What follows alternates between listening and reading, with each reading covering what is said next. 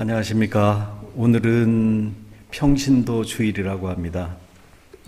평신도를 대신하여 이 자리에 서게 되었습니다. 오늘은 특별히 법이라는 스펙트럼을 통해 세상과 하늘의 원칙을 복습하는 시간을 갖도록 하겠습니다. 첫째는 세상의 법, 그리고 하늘의 법, 이어지는 하늘의 법, 곧 구약의 법과 세상의 법을 법이라는 스펙트럼을 통해 함께 말씀을 나누도록 하겠습니다. 먼저 우리가 흔히 쓰고 있는 법이라는 글자의 유래에 대해서 한번 알아보겠습니다.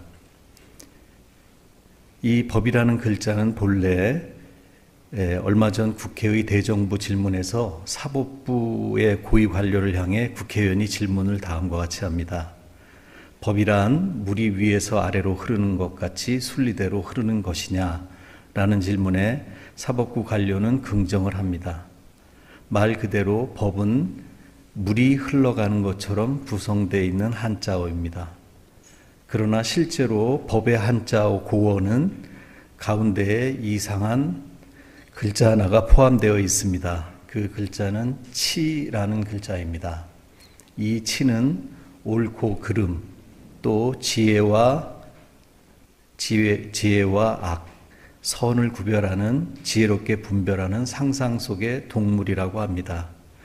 이러한 글자의 고어를 볼 때 법에 대한 동양의 생각은 가치 중립적이라기보다는 옳음, 선, 정의를 추구하는 가치 지향적인 성격을 갖고 있다고 할 수 있겠습니다. 우리가 광화문 내거리에 새롭게 조성된 월대 앞 양옆에 세워진 돌 석상이 있는데요. 우리는 이 돌상을 해치상이라고 부릅니다. 그 해치상의 치는 이 법에 나와 있는 상상 속의 동물인 치를 나타낸다고 할 수 있겠습니다. 다음으로 법의 성격에 대해서 알아보겠습니다. 법의 성격은 여러 가지가 있으나 크게 두 가지로 나눌 수 있겠습니다. 첫째는 규범성이고 둘째는 강제성입니다. 법이 없는 시대에는 만인에 대한 투쟁에 불안한 세상이 있었습니다. 그러나 이런 불안한 세상에서 벗어나고자 모두의 동의로 법에 의한 공동체의 안전성을 구하게 되었습니다. 모두의 동의를 위한 규범력을 갖고 있는 것, 그것이 바로 법의 규범력, 규범성이라고 할 수 있겠습니다. 둘째로 법의 성격은 강제성입니다. 법은 그 준수를 강제합니다. 만약 법을 지키지 않는다면 모든 개인이나 그 단체에게 재산상 또 신체상의 불이익을 강제하는 것이 법의 성격입니다. 세 번째로 법의 역사에 대해서 살펴보겠습니다. 우리가 알고 있는 가장 오래된 성문 법전은 함무라비 법전입니다. 함무라비 법전은 기원전 1792년부터 1750년까지 바벨로니아를 통치한 함무라비 왕의 성문 법전입니다.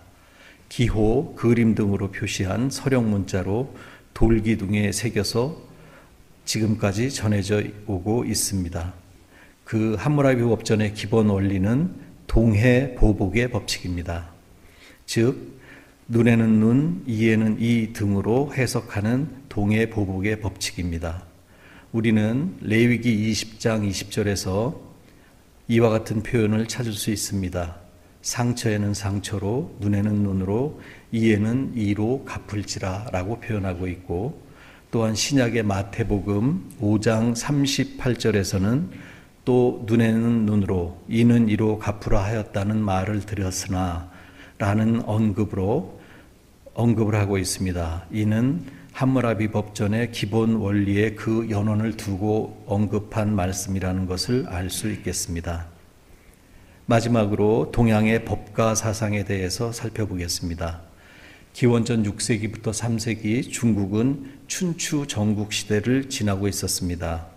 제자 백가의 사상이 나타나 혼란하고 어려운 세상 속에서 갖가지 사상과 철학으로 나라를 다스리고자 하는 사상가들이 나타난 시기였습니다. 이때에 중국의 진시 황제는 법과 제도를 통해 국가를 통치하게 하며 이를 통해 강력한 중앙 집권주의를 시행함으로 중국 최초의 통일 왕조를 이루었습니다. 법과주의 사상가인 한비자, 또 이사 상한 같은 인물들을 중용하여 통일 왕국의 기초를 쌓았음을 알 수 있습니다. 다음으로 구약의 법 10계명에 대해서 알아보도록 하겠습니다. 출애굽기 20장 1절에서 17절은 10계명에 대해서 언급하고 있습니다. 본 둘째 장 구약의 법은 노트커 볼트 마티아스 드로빈스키가 쓴 10계명은 자유의 계명이다라는 책을 근간으로 하여 말씀을 드리겠습니다. 첫 계명부터 10번째 계명까지의 끝 구절을 한번 읽어보겠습니다. 너는 다른 신들을 두지 말라. 우상을 만들지 말라. 망령되이 부르지 말라. 거룩하게 지켜라. 부모를 공경하라. 살인, 간음, 도둑질, 거짓 증거를 하지 말라. 또한 10절에는 내 이웃의 집과 이웃과 소유를 탐하지 말라라고 되어 있습니다. 이 10계명의 구절의 마지막은 한결같이 강제하는 명령어로 마감하고 있습니다. 과연 그 10계명의 뜻들이 하나같이 강제하는 법의 강제성과 규범성을 갖고 있는지 한 절 한 절, 한 계명 한 계명 살펴보도록 하겠습니다. 첫째 계명입니다. 너는 나 이외에는 다른 신들을 두지 말라. 이는 곧 우리가 알거니와 하나님은 질투하시는 하나님이라는 표현의 다른 말인 것 같습니다. 즉, 이 하나님은 인간을 지극히 사랑하신다는 반증을 나타내고 있다고 할 수 있겠습니다. 이 출애굽기 20장 5절에는 이러한 표현이 있습니다.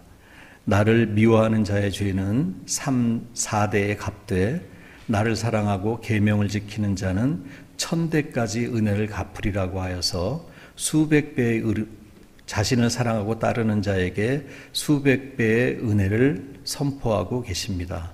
곧 첫 번째 계명은 하나님은 곧 우리를 더할 수 없이 질투하실 만큼 사랑하신다라는 선언이라고 이해할 수 있겠습니다.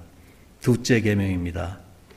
나를 위하여 새긴 우상을 만들지 말고 위로 하늘, 아래로 땅 아래 물속에 우상을 만들고 절하거나 섬기지 말라고 하고 있습니다. 이 두 번째 계명의 키워드는 우상입니다.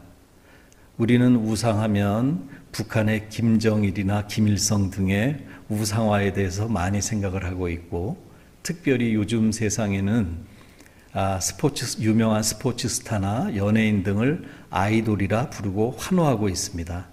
그러나 우리는 크리스찬으로서 우상에 대한 우리의 개념을 다시 한번 새롭게 정립해야 될 때라고 생각합니다. 곧 우리가 정의하는 우상은, 크리스찬이 정의하는 우상은 우리 마음속에 있는 하나님보다 앞서 갈망하는 모든 것, 그것이 바로 우상이라고 정의할 수 있겠습니다. 세 번째 계명은 너는 내 하나님 여호와의 이름을 망령되이 부르지 말라라고 하고 있습니다.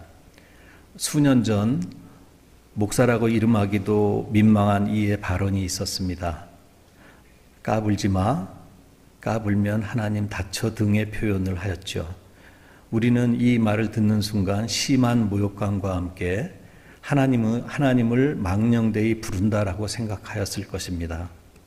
그러나 이 하나님을 망령되이 부른다라고 하는 이 말의 본뜻은, 하나님은 하늘에 계신 초월의 하나님이시므로 우리 인간의 지력으로는 이해하거나 가늠할 수 없는 존재라는 것입니다. 그러므로 하늘에 계신 초월의 하나님을 우리 인간의 인식의 틀에 넣고 길들이려 하지 말라는 뜻입니다. 단순히 이런 마음 상하는 발언으로 망령되이 부르지 말라는 뜻이 아니라는 것을 다시 한번 말씀드립니다. 유능한 소방관은 끌 수 없는 불에 물을 쓰지 않습니다. 이런 목사라고 참칭하는 이의 발언에 대해 여러분의 감정선이나 또는 에너지를 낭비하시기를 바랍니다. 네 번째는 안식일을 기억하여 거룩하게 지켜라입니다. 안식일은 우리가 얘기하는 우리가 오늘 지키는 주일을 명한다, 표한다라고도 생각할 수 있겠습니다. 그러므로 이 네 번째 계명, 안식일의 계명은 다음과 같이 우리 크리스찬에게 업그레이드 버전으로 정의할 수 있겠습니다.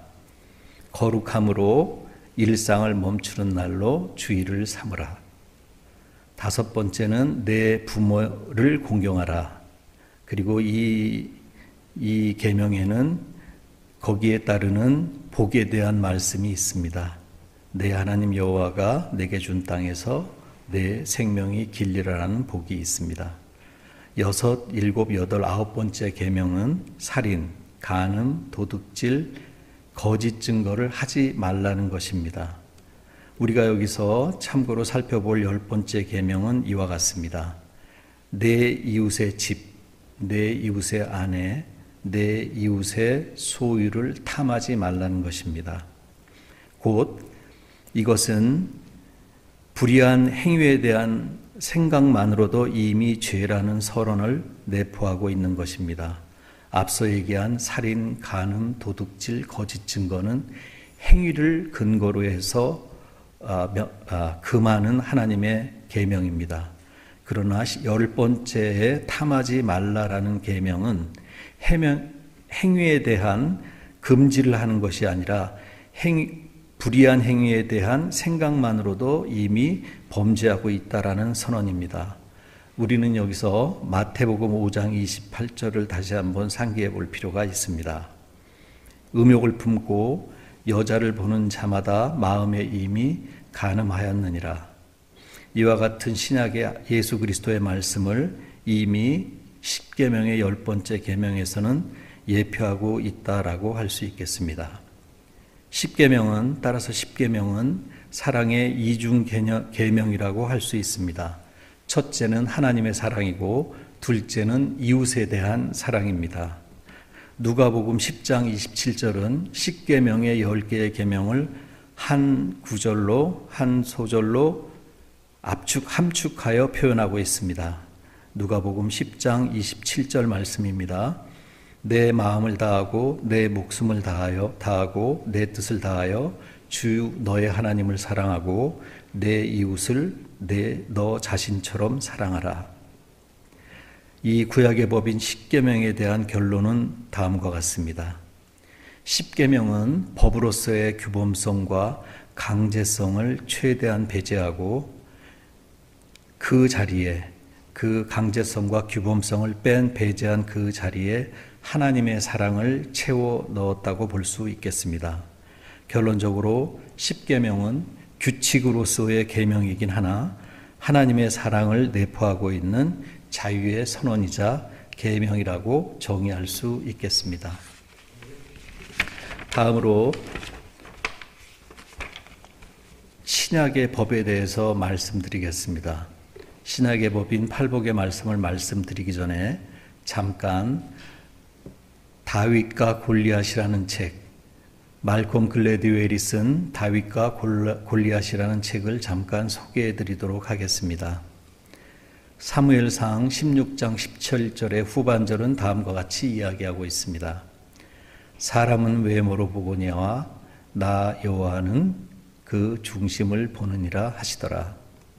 잠시 여러분을 다윗과 골리앗 또 블레셋 진영과 이스라엘 진영으로 대치되어 있는 엘라 계곡으로 잠시 여러분을 초대하겠습니다.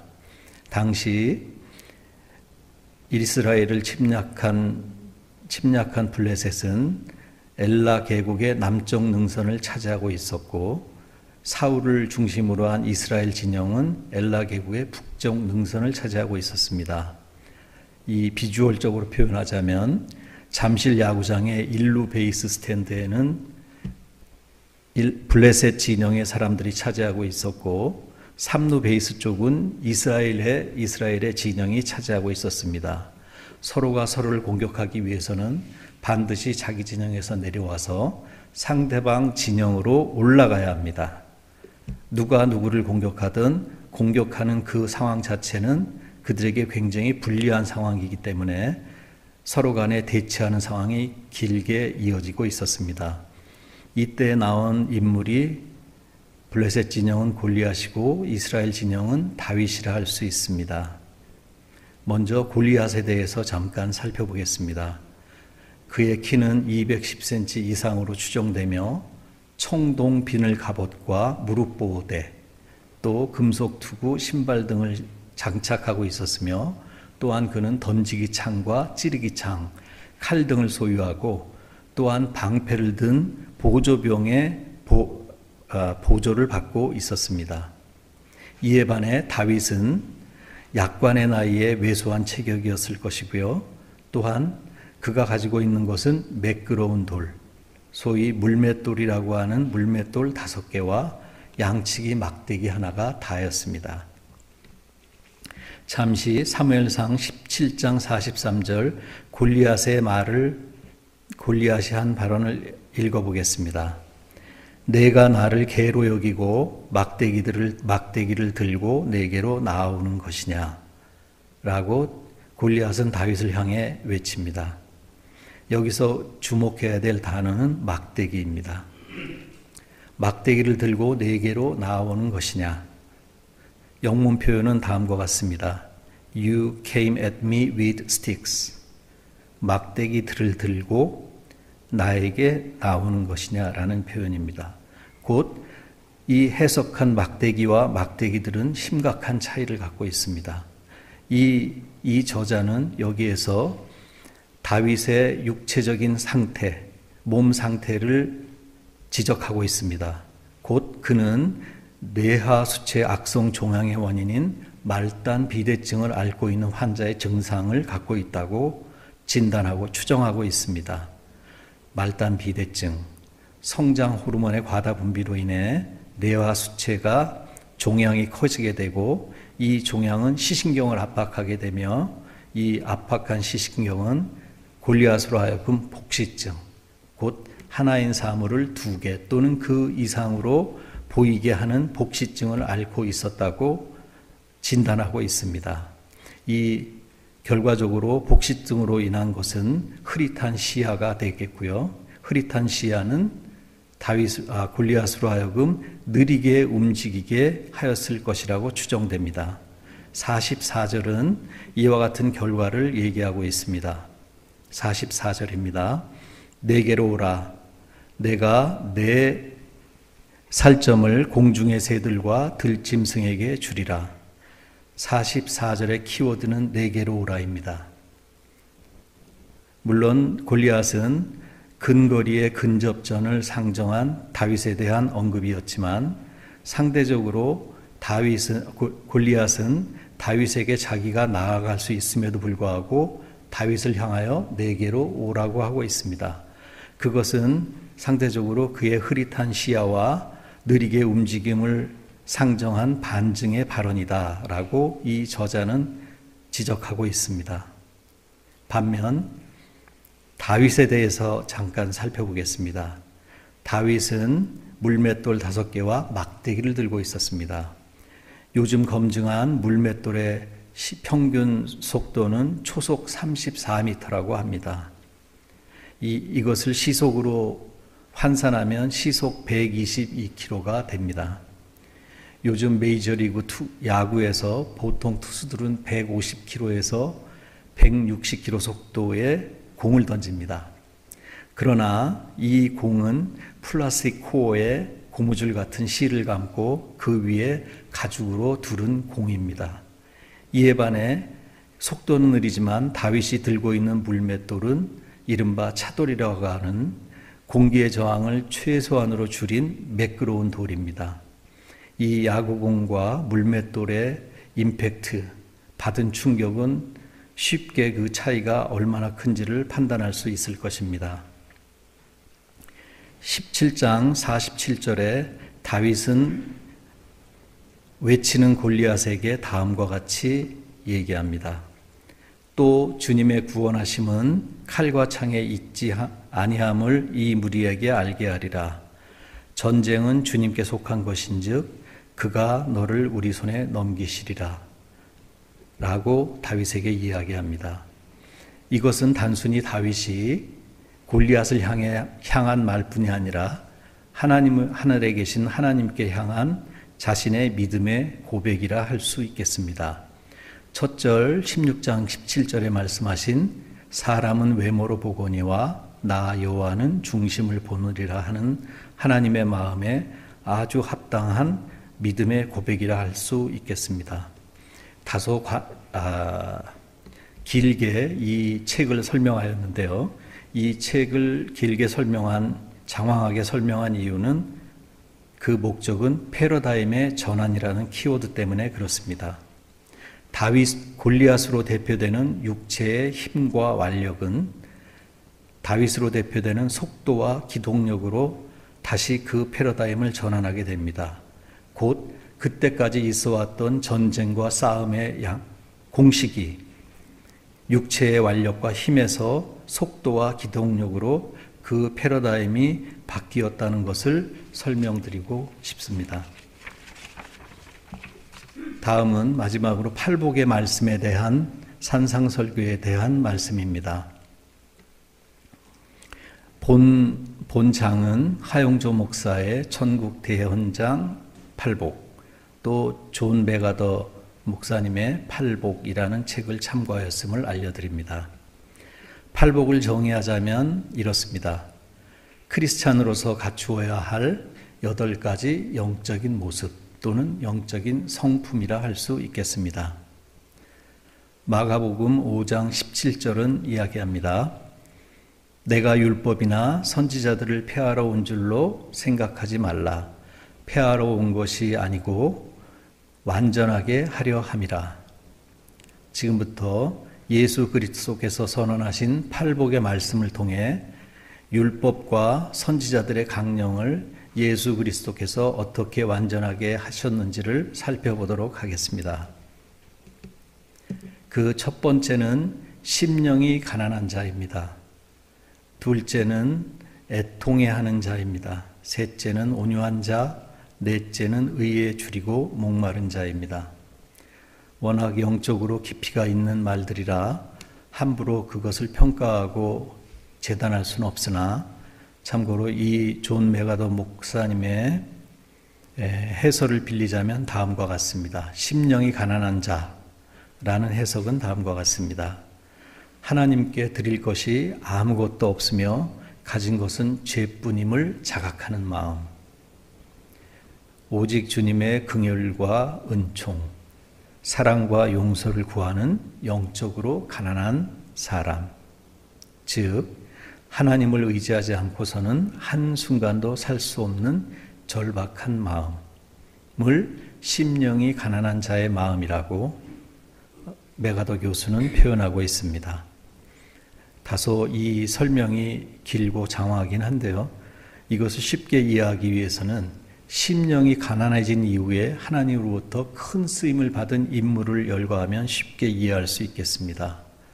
구약의 야곱과 모세, 이사야, 또 신약의 바울 등의 삶의 궤적에서 그들이 심령이 가난해진 이후에 하나님께 쓰임받고 한 역사한 사항들을 살펴보면 심령이 가난한 자의 마음이 어떠한지를 쉽게 이해할 수 있을 것입니다.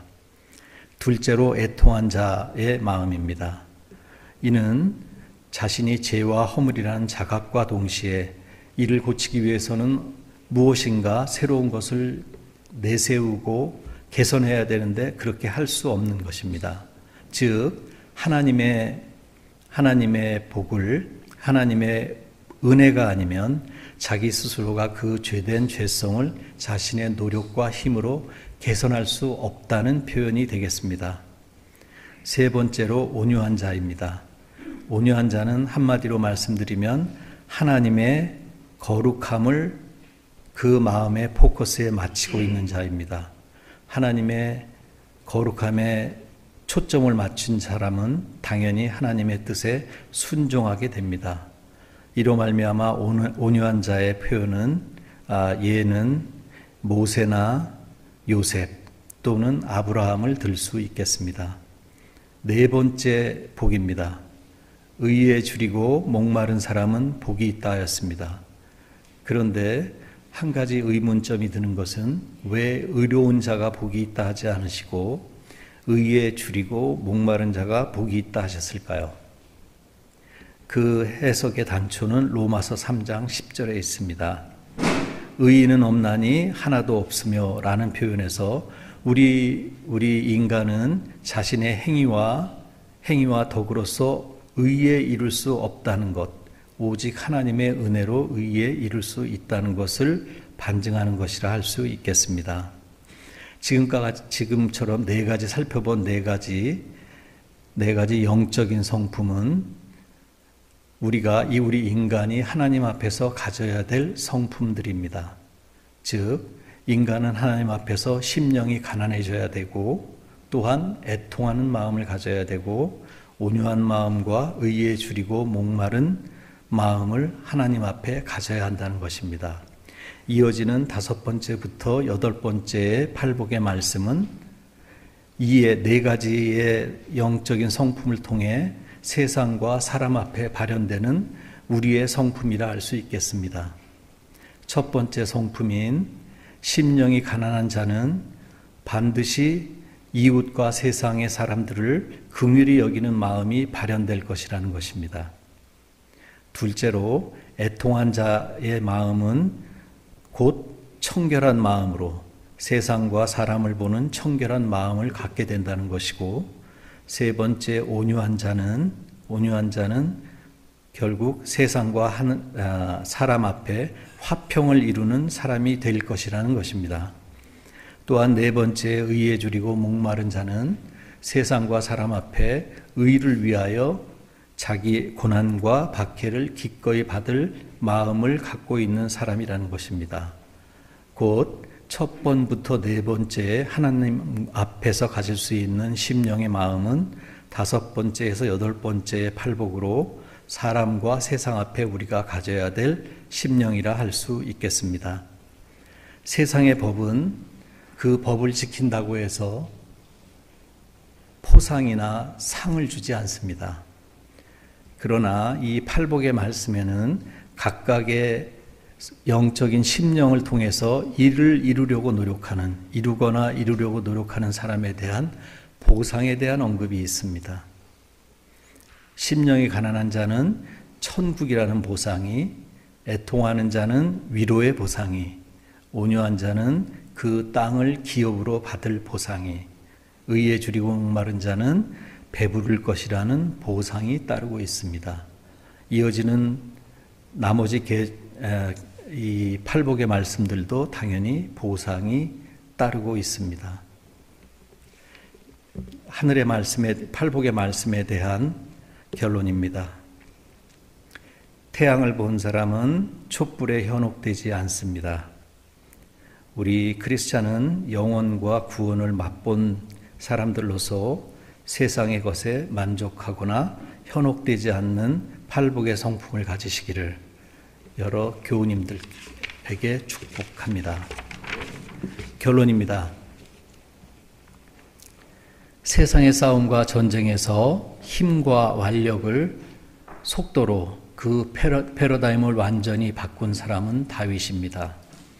이와 같이 예수 그리스도께서도 세상의 법을 팔복의 말씀을 통해 복으로 선포하고 그 패러다임을 바꾸셨습니다. 팔복의 첫 번째 말씀을 다시 한번 읽겠습니다. 마음이 가난한 자는 복이 있나니 천국이 그들의 것이며. NIV 성경으로 한번 읽어보겠습니다. Blessed are the poor in spirit, for theirs is the kingdom of heaven. 이라고 영문 표현이 되어 있습니다. 복이 있는 자, blessed, bless입니다. 복은 이 복이라는 bless는 그 어원이 bleed, 피 흘리다라는 곳에 어원을 두고 있습니다. 우리 예수 그리스도를 믿는 크리스찬들은 이 bless의 의미가 예수 그리스도의 보혈의 피로, 대속의 피로 인한 것이 우리 복의 근원이라는 것을 내포하고 있다는 것을 알 수 있겠습니다. 성경의 마지막 절 말라기 4장 6절의 후반부는 이렇게 표현하고 있습니다. 자녀들의 마음을 그들의 아버지에게 돌이키게 하리라. 돌아서지 아니하면 두렵건대 내가 저주로 칠까 하노라 로 하고 있고, 신약의 마지막 절인 요한계시록 22장 21절은 다음과 같습니다. 주 예수의 은혜가 모든 자들에게 있을지어다. 율법의 죄로 인한 심판과 저주로 구약은 마감하고 있습니다. 그러나 신약은 예수 그리스도의 피 흘림의 복의 은혜로 신약의 마지막 절을 마치고 있습니다.